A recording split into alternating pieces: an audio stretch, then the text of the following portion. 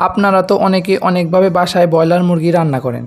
আজ আমি আপনাদের বাসায় থাকা সহজ ও অল্প উপকরণ দিয়ে ব্রয়লার মুরগি রান্না করে দেখাবো।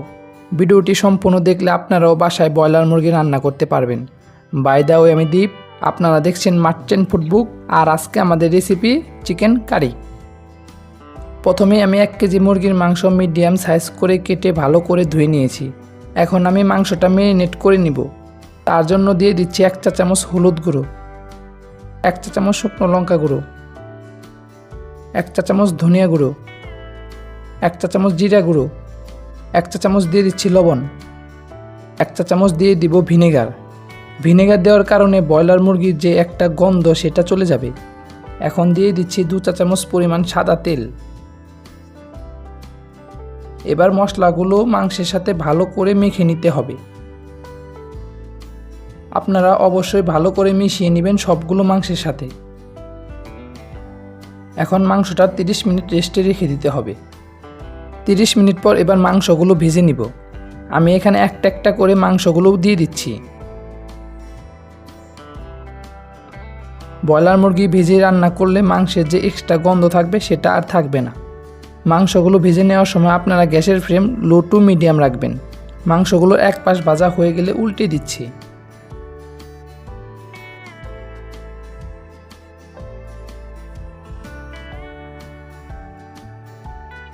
যখন দেখবেন মাংসগুলো দুই পাশে লাল লাল হয়ে ভাজা হয়ে গিয়েছে তখন নামিয়ে নিতে হবে।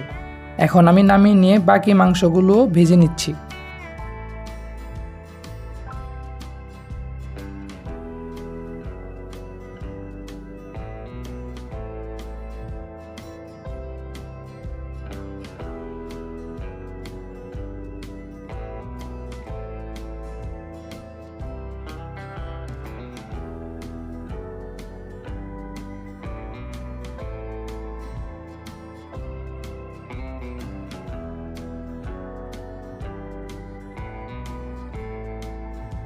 আমি এই তেলে মাংসটা রান্না করে নিব।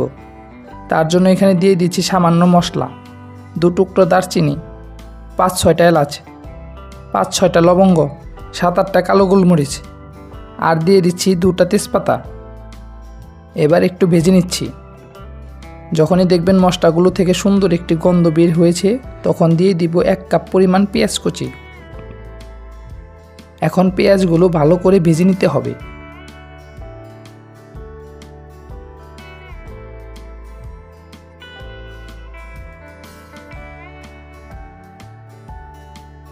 পেঁয়াজগুলো একটু লাল লাল হয়ে আসলে দিয়ে দিব 1 কাপ পরিমাণ পেঁয়াজ বাটা। এবার ভালো করে মিশিয়ে নিতে হবে। ভালো করে মিশিয়ে নিয়ে দিয়ে দিব 1 চা চামচ আদা বাটা, 1 চা চামচ রসুন বাটা। এখন আদা ও রসুনটা ভালো করে ভেজে নিতে হবে। আদা রসুনের কাঁচা গন্ধ চলে গেলে দিয়ে দিব 1 চা চামচ হলুদ গুঁড়ো, 1 চা চামচ শুকনো লঙ্কা গুঁড়ো, 1 চা চামচ ধনিয়া গুঁড়ো, 1 চা চামচ জিরা গুঁড়ো, 1 চা চামচ লবণ। এবার ভালো করে মশলাগুলো কষিয়ে নিতে হবে।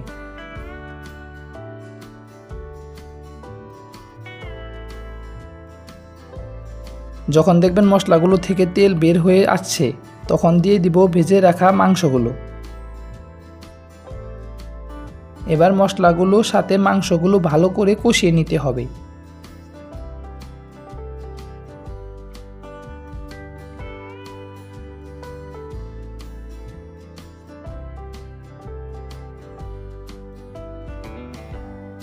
ভালো করে কষিয়ে নিয়ে ঢাকনা দিয়ে দিব 15 মিনিটের জন্য। 15 মিনিট পর ঢাকনা উঠিয়ে দিয়ে দিচ্ছি 5-6টা কাঁচা লঙ্কা। এবার একটু নাড়াচাড়া দিয়ে দিচ্ছি। তারপর দিয়ে দিচ্ছি পরিমাণ মতো উষ্ণ পানি।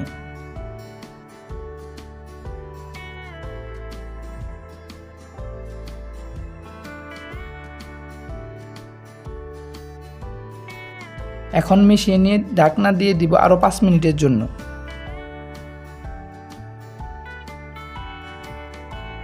5 মিনিট পর ঢাকনা উঠিয়ে দিয়ে দিচ্ছি 1 কাপ পরিমাণ পেঁয়াজ বেরেস্তা।